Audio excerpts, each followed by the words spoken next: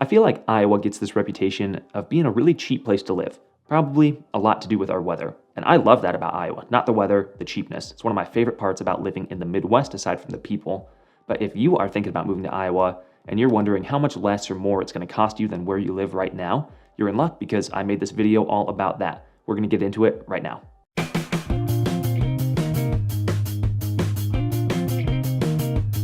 If you're new to the channel, my name is Matt Fuelberth with the Iowa Realty team, and I make videos about Des Moines and how you can navigate a move to or from here with confidence and success.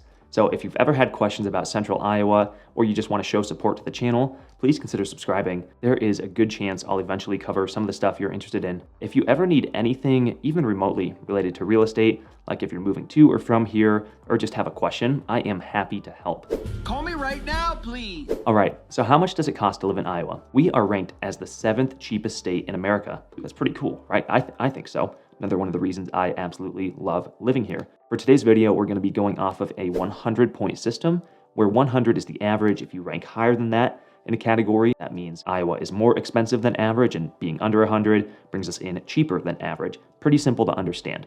At the end of this video, I'm going to talk you through what my wife and I spend on a monthly basis for some big categories that you're definitely going to have to pay, regardless of the lifestyle you live. But before that, we're going to jump into each category and let you know how they rank up to the other states. And first, we are going to get housing out of the way. I'm a real estate guy, so you know I'm going to have to touch on this in the video.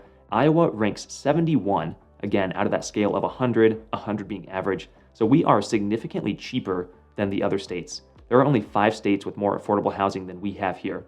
So if you are a first-time homebuyer in Iowa, or you're a renter and you've been really feeling the rent increases or the home price increases over the past couple of years, just go talk to someone in Hawaii. Their housing score was 313. 100 is average. The median home price in Hawaii was 1.1 million in 2022. 1.1 million. That's normal for them. The median home price here in 2022 was about 266,000, much less even than the median in the US, which is around 450,000. Iowa looks pretty good in this category. And these prices don't include taxes. Taxes can be kind of a mixed bag all over the place depending entirely on your county, school district, and whatever other taxing authorities you have. If you're curious about taxes, which you absolutely should be if you're considering buying a home because they never go away, but if you're curious about those, talk with your real estate agent or find the property you're interested in on the county assessor's page. Unless it's a brand new home or it's being built right now, this is going to help give you a decent idea of what your taxes are going to be every month. Although they can change every year, please know that as well. If you're curious about that and how much they can change here in Iowa, I made a video about this. I will link it up above. Oh, and also I can help you with this completely free of charge. Give me a call. All right, next up is groceries. I can tell you groceries have gotten way more expensive this year with all the inflation going on, even at Aldi. Iowa comes in right around average here. 99.5 is our score on the scale of 100. 100 is average. Here in Iowa, if you want to buy groceries, you are working with a few different options. We've got Aldi. They're my personal favorite. They have the lowest prices. Fairway, Hy-Vee. We actually have the world's largest Hy-Vee right here in Grimes. It's pretty cool. Trader Joe's, Whole Foods, and there are some great local options as well, depending on where you live, although those tend to be quite a bit more expensive than some of those other options I listed. And groceries, compared to housing, are a bit more evenly matched for all the states. So you really won't be saving all that much in Iowa unless you're moving here from Alaska or, again, Hawaii. Next up on our list is utilities. Iowa comes in better than average here at 93.7. Heating and cooling your house and paying for your water is going to be a bit cheaper here than the average. In the US, there are some states that are cheaper than us. But if you're buying a home here in Central Iowa, chances are your energy company is going to be Mid-American, Black Hills, Alliant Energy. And if you really want to know what you'll be paying for utilities each month, just ask your realtor or me. Again, free of charge. Give me a call. They'll be able to do some research for you and let you know what the average utility bill is for a specific home. The age of your furnace, your water heater, your AC, that can all affect how much you're going to be paying every month for your gas and electricity. Also, the quality of your home's insulation is going to affect that a lot too. There's quite a few newer houses here in that entry-level price range that have pretty new high-efficiency furnaces, but their insulation is going to be quite a bit worse than a house built in the 1990s. So if you're stacking up the two against each other, even though this house over here has a furnace from the 90s, your energy bill might actually be cheaper than this house built in 2022.